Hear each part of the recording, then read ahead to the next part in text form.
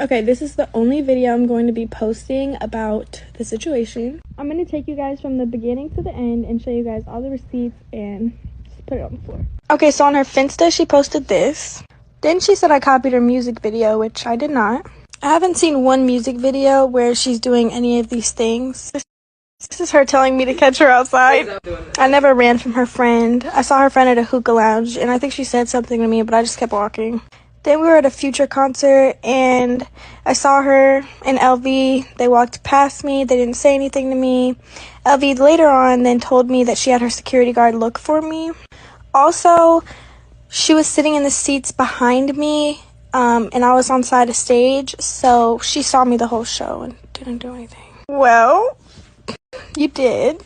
I was not aware of her being sick, which doesn't make a difference, but it's also not fair to use that against me. I was also not aware that was her baby daddy, hence these text messages I'm about to show you. Then he texted me this. This is the first time I met him. He said, "Where are you going? I think we going the same way. Wait on me." I said, "Who's this?" Gray hoodie, black pants. I said, I asked him what's his gram. He said, "I don't have a gram. Pull around there. It's 1 minute away. I'm in a gray Benz." Basically telling him I'm not pulling up to a gas station to meet him. So I end up sending him his own Instagram. I said, "This isn't you, right? Because if so, I'm tripping." Mind you, I've never had a conversation with this man. I've been to her house one time, and I guess he was there, but he was sitting on the couch, and I never saw his face. But checked that was not him, and it was just somebody that looked similar to him, hence why I asked him if it was him. He said, "Nah, who is that? No mutuals." I said, "Thought that was you. Thank God it's not." I'm not looking to wreck anybody's home or family. I don't get any cool points from that, and I don't benefit from it at all. I also would never date this man. We then went to Vegas, and that's when he had alcohol, and he threw the bottle at me. I tried to catch it, broke my nail, and it hit me in the head.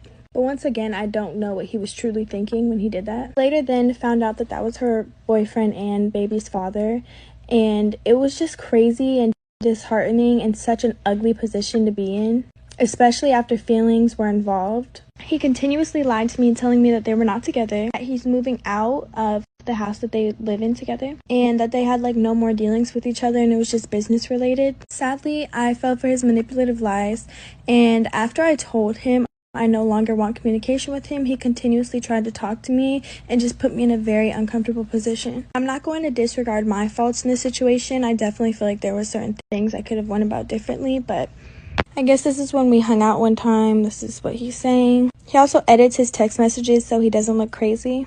Right here, he's saying that time is going to come soon, just hopefully it aligns right. Basically, he had told me that they're not going to be together anymore. He said if I was in love, I wouldn't feel how I felt about you. That's faults in this situation. I definitely feel like there were certain things I could have went about differently, but I guess this is when we hung out one time. This is what he's saying. He also edits his text messages so he doesn't look crazy. Right here, he's saying that time is going to come soon, just hopefully it aligns right. Basically, he had told me that they're not going to be together anymore. He said if I was in love, I wouldn't feel how I felt about you. That's just being honest, indicating that he's not in love with her. Here he is editing again, asking for a goodnight kiss. Just blowing me up. This is when I did try to ghost him, and he just continuously came around again and again and again and again. So this is one of the multiple fake numbers he's texted me off of. This is when I tried to tell Danielle what was happening, and he got involved and manipulated her into thinking that I was lying.